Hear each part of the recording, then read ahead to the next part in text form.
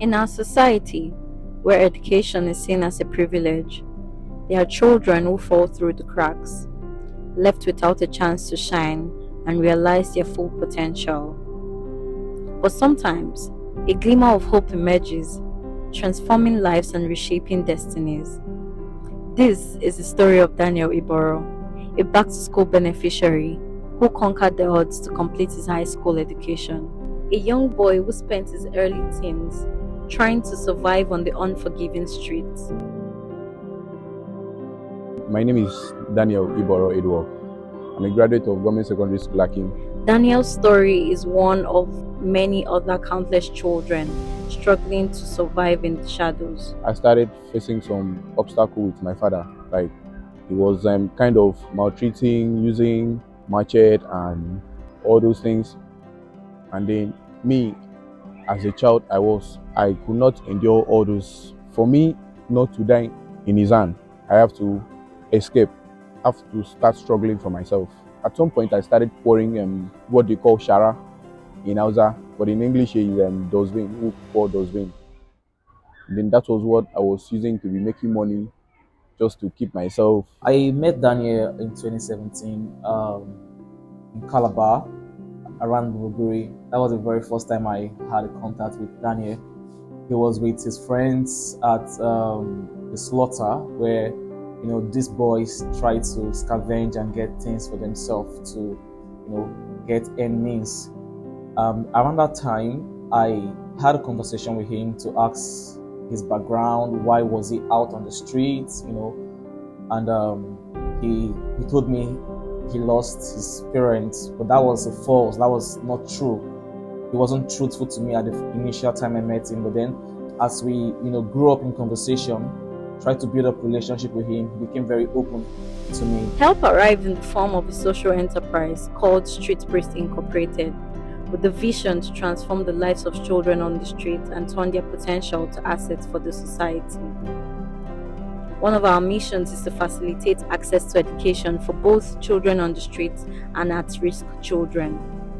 We offer scholarships and a safe environment where they can learn and grow. During COVID, we were out there on the streets to meet with these children needs, because during the time there was a sit at home, everyone was asked to stay at home, but then these children are quite vulnerable to fend for themselves. And when we are out on the streets every single day for 60 days, I came in contact with Daniel again, and that was really, really a different time entirely, because he was grown. Like 2017 and then 2020, that's like 3 years interval. Daniel was bigger than when I met him. I asked him about his education, although I asked him what he wanted to do for himself. Why was he on the streets again? Because he told me he was going back to see his people. That was just what he mentioned before he lost him for like 3 years. Then when he mentioned his education and he wanted to go back to school, I was quite interested in Daniel, because back to school is one of our programs at Street Priest. I made Street Priest at walkover during the COVID-19, and then they were sharing food and then clothes and etc. And then I met Uncle Lara, and then he was like, okay, meet me at the center. And then I finally went there. I didn't quickly jump into taking him to school immediately, because we wanted to be sure that Daniel really want to get back to school.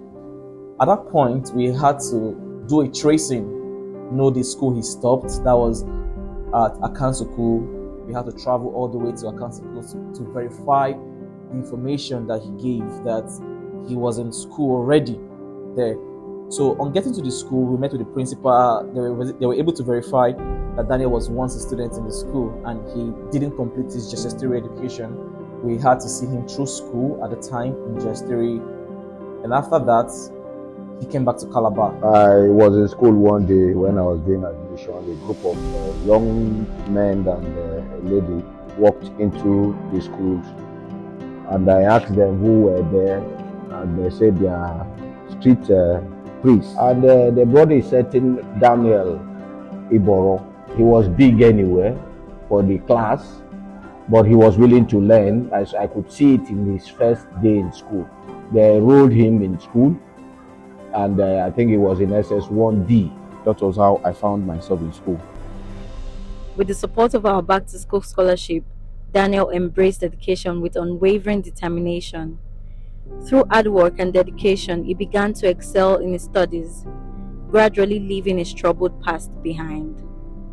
I've been able to meet good friends, good pupils, and then I've been able to finish my SS3, and then I have my certificate. Daniel's story is truly inspiring.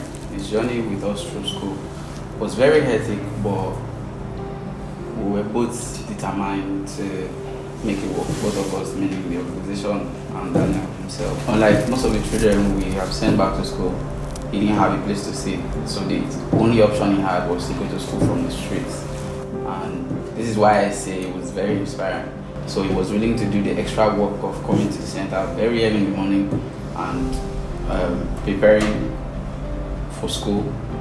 And then when he comes back, he makes sure his assignments are done, does his laundry, and then goes back out in the evening to intern at the place he was learning how to become a disc jockey. There's a particular incident I will never forget this. I caught him with an MP3 radio, and I said I must flog him, which I did. Later on, he has to come to me and say, I shouldn't be angry that he's trying to do something outside school. That's the DJ stuff. So that's why he brought it to school. And I felt bad anyway. I'm a DJ, and then I still want to move further in my DJ work, and then I still need some equipment, like example laptop and turntable, and then I still want to go further in my academics.